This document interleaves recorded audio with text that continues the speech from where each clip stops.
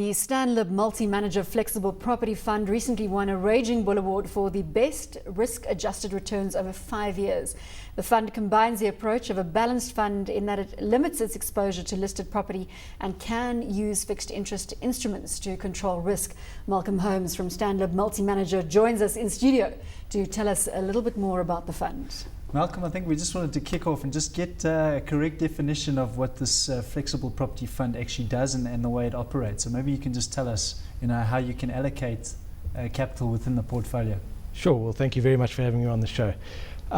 This is a flexible property fund. So we have between 40 and 85% in listed property at all times, and the remaining assets, be it 15 or 60, depending on wherever the underlying managers feel that they should be, that is invested in fixed interest stocks. So it could be cash, or it could be ILBs, bonds, preference shares, up to 10%.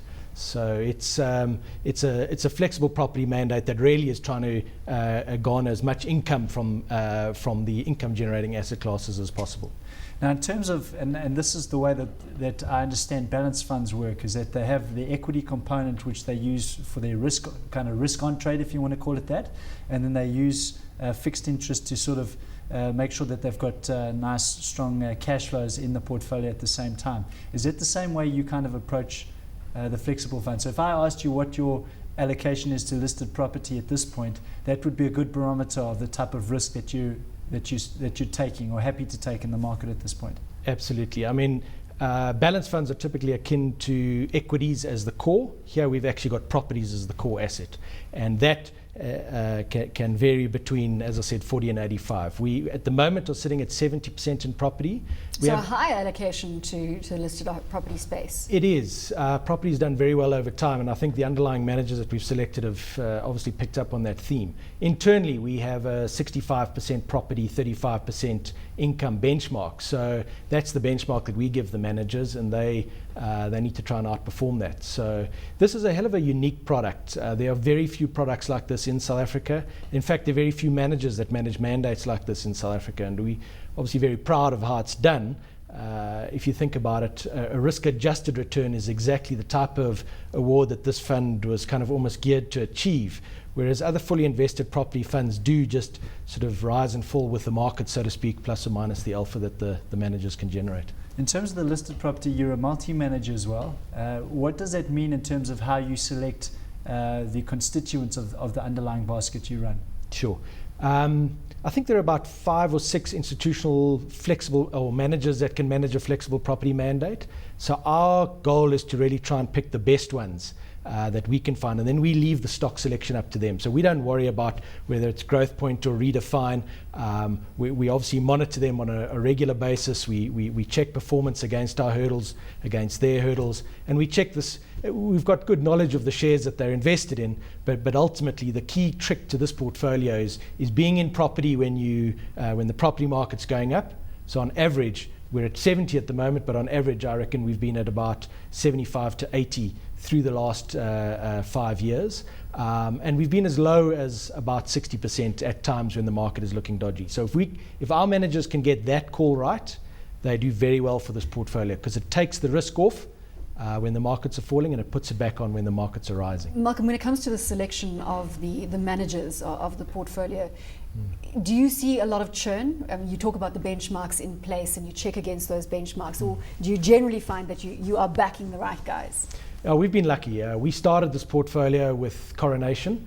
A guy called Edwin Schultz down at Coronation managed absolute return mandates, and he was also their property specialist. And we didn't have enough money in those days from an assets under management perspective to actually employ 2 managers, so we started with one, and that was Edwin down in Cape Town, and that relationship has lasted us 9 years. It's been a cornerstone of the portfolio. It's been a cornerstone of the portfolio. They manage about 50% of the portfolio right now, and about 6 years ago, when Marriott Warner joined Stanlib, together with Marriott and Henk, they were a very credible combination in the property fixed interest space. That's Henk Viljoen. And that was a very credible alternative as well. So we put them in about 6 years ago, 5-6 years ago, and they too have done exceptionally well. So most of the credit for the performance and the award really does go to them. because they've done an exceptional job for us. They've navigated the tough fixed interest environment very well.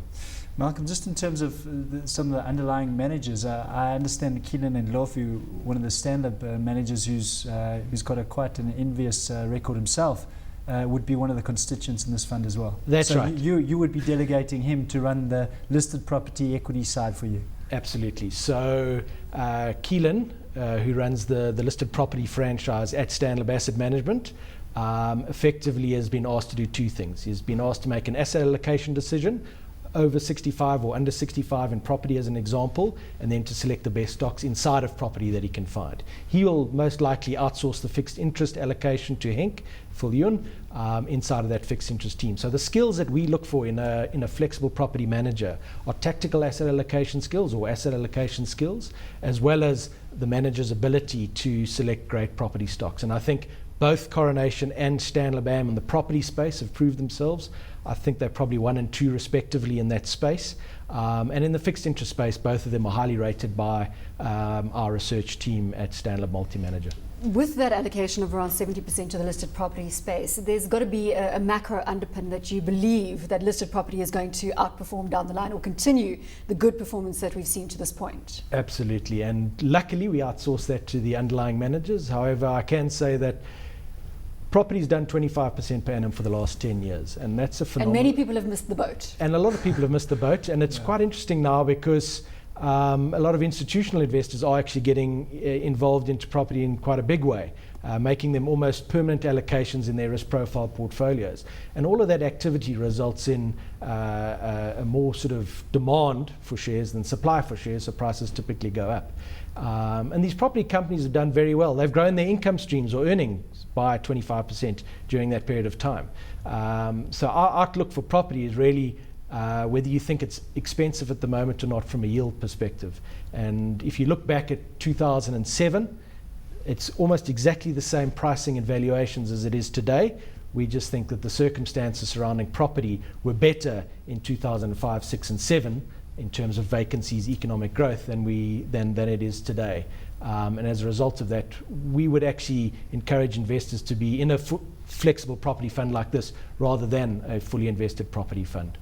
It's been somewhat of the performance has been quite phenomenal. Even just buying a passive strategy in property, in listed property, has yielded fantastic returns. Even last year, I think, in the region of 30%. But we've seen a mini listings boom in the property space. We've seen a lot of listed property companies coming to market, as well as that, when combined with the very low interest rates, is there not a little bit of a risk of a bubble in the listed property space at this point? I wouldn't say a bubble, but interestingly, 10 years ago there were 24 listed companies. Today there are only 28 listed companies. So the reality is that most of these companies have actually grown by acquisition. The market cap has gone from 14 billion to 200 billion of the property sector in that 10-year time frame. Just do those numbers again. 14 billion was the market cap to 200 billion. To 200 billion. During that period of time, the weighting in the all share for property, as an example, has gone from 1% to about 3.5% in the all share. So property has certainly benefited from a lot of the goodwill that's out there. Certainly interest rates coming down do benefit. We are cautious on property, there's no doubt, but I don't think it's a bubble, because I think you can have there is sort of prospect for income growth of around about 4-5% from these companies, and if you add on the income yield these companies generate of about 5-6%, you can easily get to a sort of a forecastable 10% return. The difficulty is, however, the derating or re-rating of property. From this point, we think it's quite expensive, so we would say it would derate. So for us, anywhere between 5 and 10% would be an acceptable return after 10 years of 25%.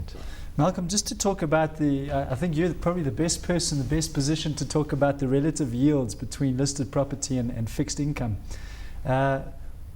Just run us through the sort of way you think about it and what you're seeing from, as you say, getting a yield that can grow perhaps at least in real terms in the listed property side versus what you're getting in fixed income at the moment. Sure. Bonds don't grow their income. Property grows their income. That's the attraction of the asset class from the rental incomes that they earn and the escalations in the contracts. So listed property is probably on a forward yield of about 6%. On the South African 10-year bond, you can probably get about 7%. Inflation linkers maybe slightly more. Unfortunately, cash is only going to give you about 5 or 5.5%. So that's the array of yields that you can get out of the market. So our managers are trying to navigate through that, the income yield spread to try and find those assets that are going to grow nicely from a capital growth perspective, and then B, produce high yield. So just to talk about, and without going into too much detail, because as you say, you don't pick stocks, but you obviously get a good sense of what's happening in the South African property space. What are you seeing at this point? Because we know that it seems the office market is still recovering. It's still very much in recovery mode. It's bottomed out, but it's improving. Perhaps industrials pretty strong, and retail always seems to kind of chug along. What's the sort of breakdown in the three sectors there? Well, I think retail is by far the preferred sector right now. I think maybe followed by industrial and then office. There is a fair amount of vacancy in the office space in certain nodes, but the retail sector has been buoyed by general consumerism globally as a whole. So most of the companies that our managers are investing in have a broad spread of all of them, and that adds to the diversification benefits of this portfolio as a whole. There must be 1,000 buildings in the portfolio. So it's a very interesting portfolio. Malcolm, thanks so much for your time. Congrats on the Raging Bull.